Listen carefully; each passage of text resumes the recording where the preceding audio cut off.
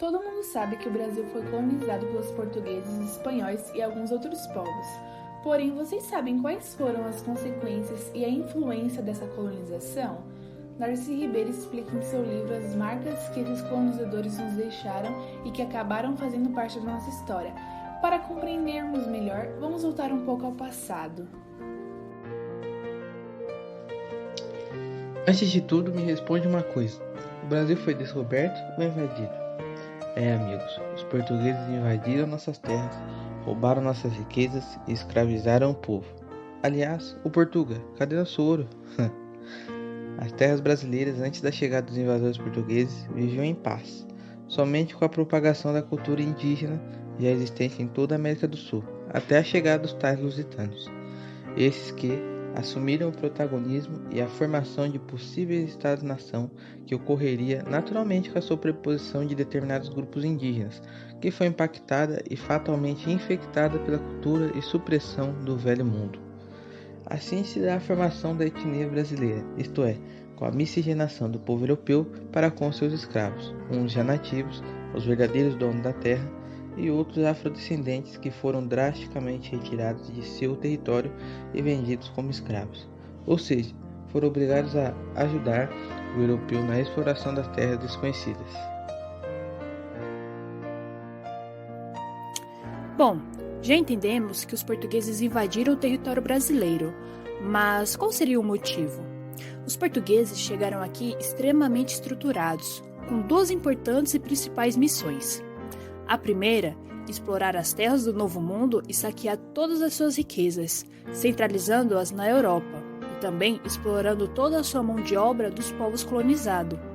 A segunda missão era a civilização dos povos segundo os europeus, isso é, criticar sua cultura, desestruturá-la e implementar sobre os povos o catolicismo. Aliás, esse foi o ordenamento de Deus segundo os europeus.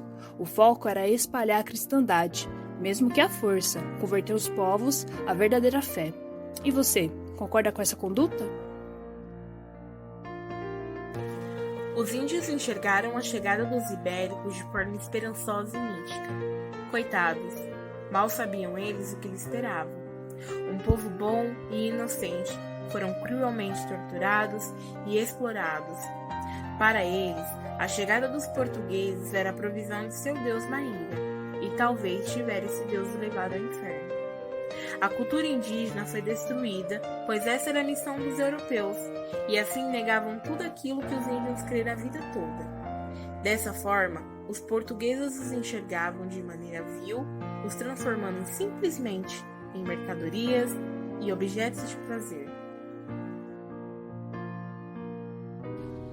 Após a percepção dos indígenas de que os portugueses não vieram em missão de paz, mas sim para explorar suas terras e extinguir sua cultura e crenças, os nativos passaram a se rebelar contra os europeus, ou seja, o negócio ficou mais complicado.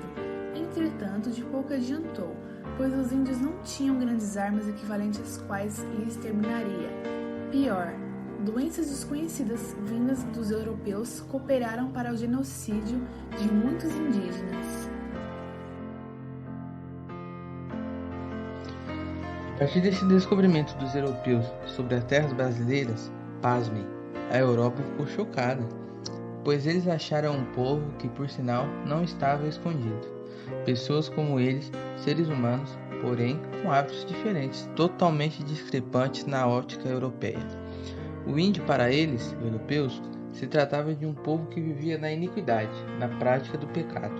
Assim entram as teorias salvacionistas, essas que invadiram as terras do Novo Mundo, na missão de dissiparem todo o paganismo do povo e alocarem seus santuários à cristandade, que perdurou até os conflitos com os interesses dos colonos.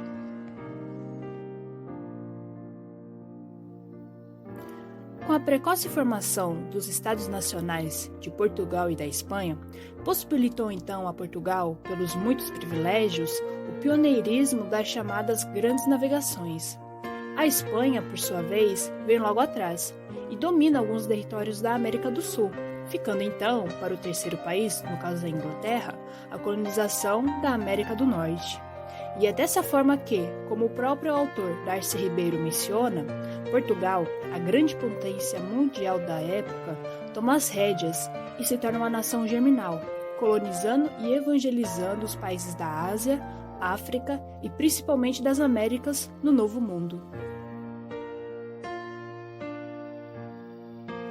O Barroco e o Gótico foram movimentos totalmente distintos um do outro, no qual as pessoas frias e nórdicas do Gótico acreditavam que os indígenas eram objetos que manchavam a paisagem deles e que todos deviam repudiar e se livrar de qualquer cultura, pessoa e descendência indígena, matando-os ou levando-os para bem longe da população.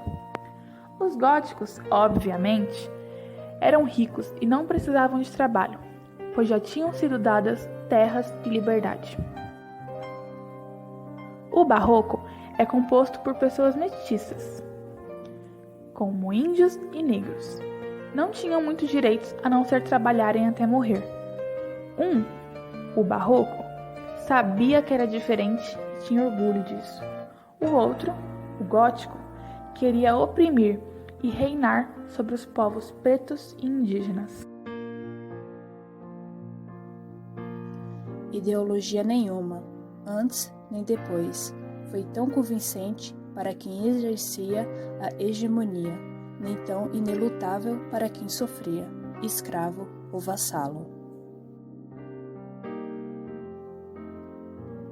Essa ideologia se refere aos cristãos brancos, que postulavam sua superioridade em relação aos índios e africanos, e que eles estavam salvos, já os outros teriam que trabalhar para poderem se salvar. Se vocês compararem, a postulação semelhante à justificativa que o catolicismo pregava para ganhar no sistema feudal anos atrás, visto que nessa época já se destacava o capitalismo.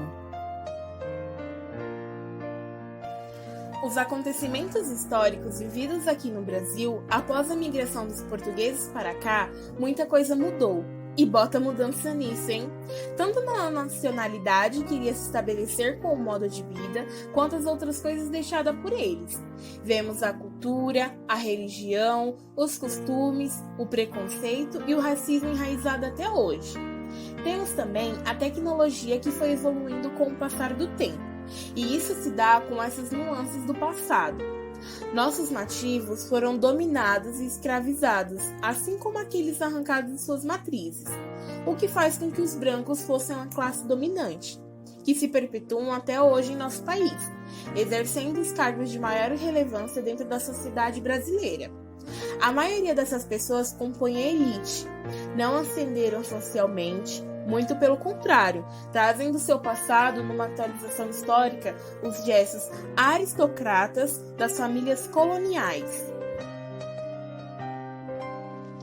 Contudo, podemos entender um pouco da história do Brasil, das marcas de um povo que sofreu e das histórias que transcendem por gerações. Além de traços étnicos, ainda hoje somos impactados por toda a crueldade exercida dos portugueses para com nosso povo, a desvirtuação de nossa cultura e o emprego do eurocentrismo ainda no Brasil colônia nos faz um povo dominado pela elite branca, classista, e perpetua o genocídio étnico e cultural do índio e do preto até os dias de hoje. Bom, chegamos ao fim do nosso vídeo sobre o nosso povo, mais especificamente sobre a matriz, lusa e processo sociocultural. Reflita sobre eles. O mundo seria o mesmo sem estes acontecimentos? Seria melhor?